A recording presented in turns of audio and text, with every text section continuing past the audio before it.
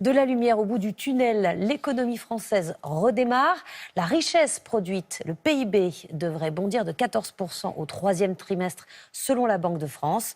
L'activité se redresse particulièrement dans l'industrie, dans l'automobile, les transports. On est proche d'un retour à la normale dans le bâtiment, mais ça ne signifie pas que les mois perdus seront rattrapés. Julien Duponchel, Marie-Pierre de Gors avec notre bureau de Nice. On est surchargé, on n'a plus de place. Sa petite entreprise ne connaît plus la crise. Dans les Alpes-Maritimes, cette miroiterie voit son carnet de commandes se remplir depuis le déconfinement. Plus 30% de chiffre d'affaires par rapport à l'année dernière. On se retrouve vraiment avec des surcharges d'activité, à tel point qu'on se demande même si on ne doit pas aujourd'hui même peut-être embaucher. C'est-à-dire ? On est en train de voir pour embaucher 2 personnes dans notre entreprise. De quoi rassurer ce salarié. On a eu peur de se retrouver sur la liste comme les restaurateurs, les confrères qui ont eu plus de difficultés que nous. Une reprise plus rapide que prévu dans le bâtiment, mais également dans d'autres secteurs comme l'industrie avec la chimie ou la métallurgie, ou encore les entreprises de services comme la réparation automobile ou le transport. Résultat, le repli de l'activité des entreprises françaises est moins important que prévu, moins 9% par rapport à une période normale, contre moins 12% précédemment estimé par la Banque de France. Est-ce donc la fin de la crise ?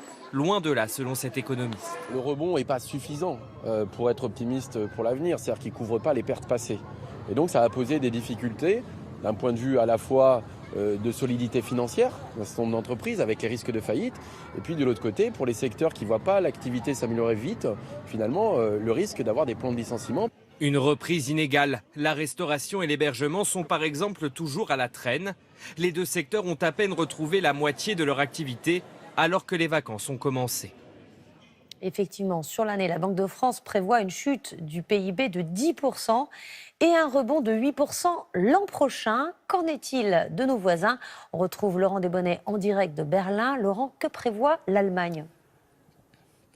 Eh bien, on parle ici d'un impact dévastateur pour l'économie, une récession inédite, moins 6,3% attendu cette année. Et pourtant, l'Allemagne fait partie des pays en Europe qui s'en sortent le mieux que la France. Vous l'avez dit, moins 10,6% attendu selon les prévisions de la Commission européenne. Et le choc sera plus dur encore pour l'Espagne ou l'Italie, jusqu'à moins 11,2% attendu. Ce sont bien sûr les pays qui ont été le plus touchés par l'épidémie. Ce qui est intéressant maintenant, eh bien, c'est de se projeter vers l'avenir 2021. Un rebond très net est attendu partout, plus 5,3 par exemple en Allemagne. Et si vous regardez ces chiffres, eh bien, on constate que c'est en France que l'économie pourrait repartir le plus vite, plus 7,6%. Toujours selon la Commission européenne, c'est très encourageant, même si, bien sûr, dans ces circonstances extraordinaires, il faut vraiment prendre toutes ces prévisions avec des pincettes. Merci Laurent, et nous n'avons pas exactement les mêmes chiffres car vous avez les chiffres de la Commission européenne et moi ceux de la Banque de France.